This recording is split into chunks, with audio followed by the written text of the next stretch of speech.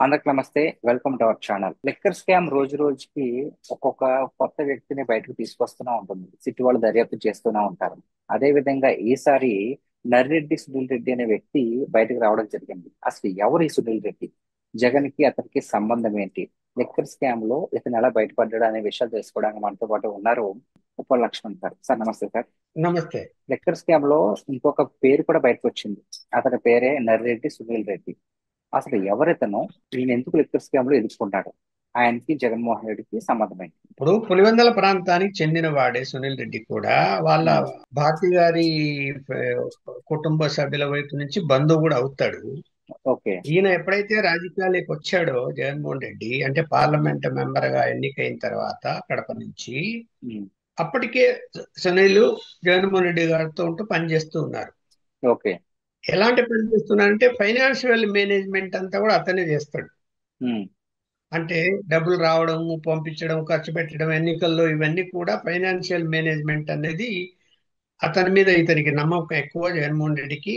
ఉమ్, అతను ఆ యొక్క మేనేజ్మెంట్ చేస్తూ వస్తున్నాడు.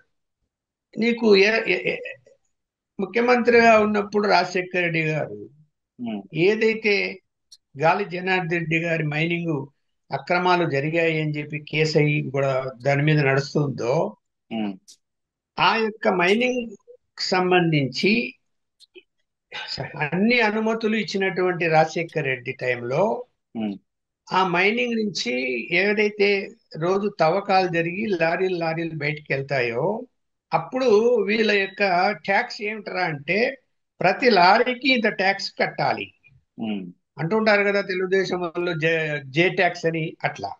ఉమ్, అది వసూలు చేయడానికి రోజు ఎన్ని లారీలు వెళ్తున్నాయి బయటికి, ఎన్ని ఎంత లారీకి ఇంత ట్యాక్స్ అనేది నోట్ చేసుకొని మరి ఉమ్, మంత్లీ వాళ్ళ దగ్గర నుంచి పేమెంట్ తీసుకునే వ్యవహారాన్ని సునీల్ రెడ్డి అక్కడ ఉండి ఆ మైనింగ్ దగ్గర ఉండి ఆ ఆ యొక్క మేనేజ్మెంట్ చేశాడు అని చెప్పి ఆరోపణలు వచ్చాయి అప్పట్లో. ఓకే. ఆ అంటే జే ట్యాక్స్ వసూలు చేసేవాడు అని. ఉమ్, తర్వాత ఏదైతే ముఖ్యమంత్రి గారు చనిపోయిన తర్వాత జగన్మోహన్ రెడ్డి గారి మీద కేసులు అయితే కిట్ ప్రోకో కేసులు వచ్చాయో ఆ కేసుల్లో కూడా ఇతను అరెస్ట్ అయ్యాడు. ఉమ్, ఆ కంపెనీలన్నీ ఉన్నాయి, ఆ కంపెనీల ద్వారా కొన్ని మేనేజ్ చేశాడు అనేటువంటి దాని మీద కూడా ఇతను కూడా జైల్లో ఉండి బెయిల్ మీద వచ్చినాడు. ఉమ్, సో దాని తర్వాత కూడా అతను జగన్మోహన్ రెడ్డికి నమ్మకమైన వ్యక్తిగా ఉంటూ కంపెనీలు కొన్ని బాంబే బేస్డ్, కొన్ని బెంగళూరు బేస్డ్, అలా కొన్ని హైదరాబాద్ బేస్డ్ కొన్ని కంపెనీలు అయితే ఏవైతే ఉన్నాయో లింక్ కంపెనీ కూడా ఈ ఉమ్, ఫైనాన్షియల్ మ్యాటర్ నేను మొదటి మీకు చెప్పేదా ఫైనాన్షియల్ మ్యాటర్ అంతా ఇతను మేనేజ్ చేస్తాడు అని ఇతన్ని నమ్మాడు, ఇతను చేసేవాడు. So okay. కేసుల్లో కూడా ఇతను కూడా ఇరుక్కున్నాడు.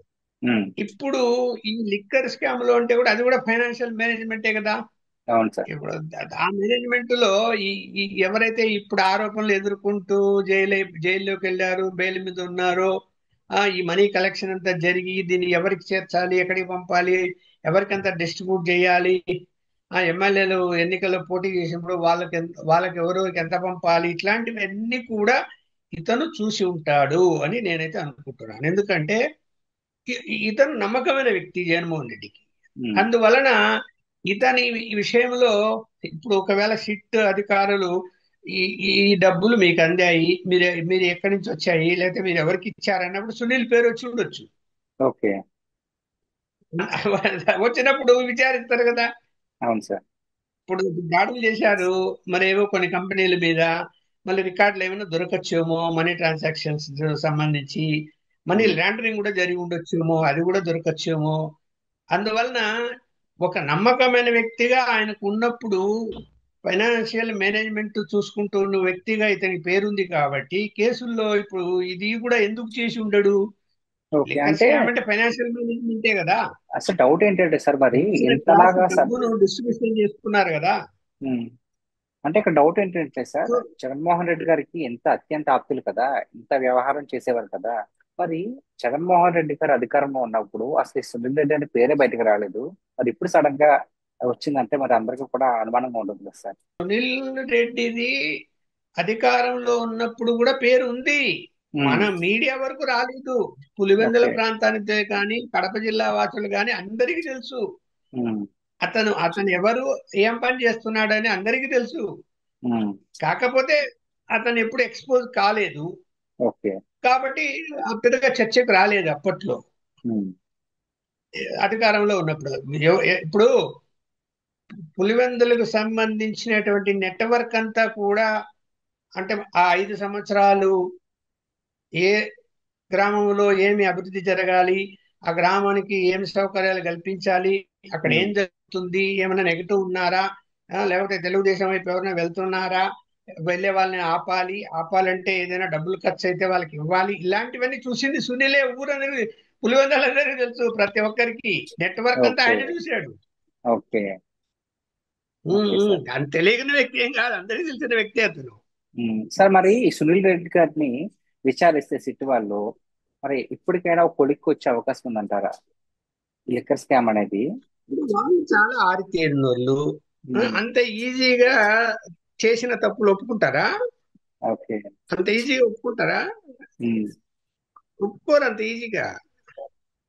మరి చాలా కఠినంగా ఉంటారు వాళ్ళు. ఇప్పుడు ఉమ్, ఆ, అలా ఒప్పుకునేటట్టు కంటే ఇవాళ ఎన్నో ఎన్నో స్కాములు పెట్టుకొచ్చేవి. ఎందుకు ఉమ్, ఒప్పుకుంటారు? ఇప్పుడు అవును, నాకు పలానా తీసుకొచ్చి ఒక 10 కోట్లు నా చేతికి ఇచ్చాడు, ఈ ఉమ్, లిక్కర్ స్కామ్ లో ఈ డబ్బు తీసుకొచ్చి నేను ఇంకొక పలాని వాళ్ళకి ఇచ్చాను అని చెప్తాడా? ఒకవేళ అలా జరిగి ఉంటే చెప్తాడా ఆ మాట? అతను చెప్పడనే నేను అనుకుంటున్నాను, అంత ఈజీ కాదు. ఓకే. మరి ఎలా సార్, ఇప్పుడు ఎలా కొలిక్కి వస్తుంది అనుకుంటున్నారు అసలు లిక్కర్ స్కామ్ అనేది? చివరికి ఏమన్నా వస్తుందా? రికార్డ్స్, ఉమ్, సపోజ్ ఇప్పుడు వాళ్ళు రైట్స్ చేశారు, రైట్ చేసినప్పుడు రికార్డ్స్ పరంగా ఏమైనా దొరికే అవకాశాలు ఉంటే ఆ రికార్డులు చూపించి, ఏమయ్యా నువ్వు అబద్ధం చెప్తున్నావు, ఇదిగో ఈ రికార్డు, ఉమ్, ఇదిగో ఈ బ్యాంక్ అకౌంట్, ఇందులో నీ పేరు ఉంది, ఇక్కడ నుంచి ఇక్కడికి పోయింది, ఇది ఎవరు, నీకు అది ఎక్కడి నుంచి వచ్చింది, ఇట్లాంటివి కదా అడుగుతారు.